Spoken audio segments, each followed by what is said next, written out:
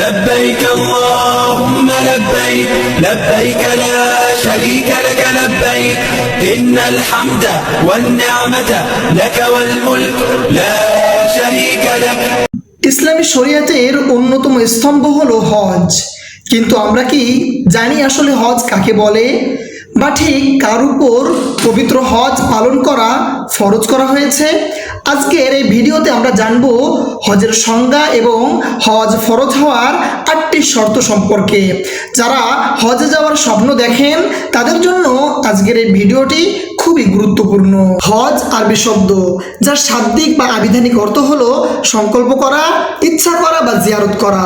শরীয়তের পরিভাষায় নির্দিষ্ট সময়ে, নির্দিষ্ট স্থানে, নির্দিষ্ট কিছু ইবাদতের মাধ্যমে মহান আল্লাহ তাআলার সন্তুষ্টি অর্জন করাকেই হজ বলে। এটি ইসলামী শরীয়তের 5টি মূল স্তম্ভের অন্যতম একটি ফরজ। হজ শুধুমাত্র একটি ভ্রমণ নয়, বরং এটি শারীরিক, আর্থিক এক মহান ত্যাগের এক অনন্য উদাহরণ।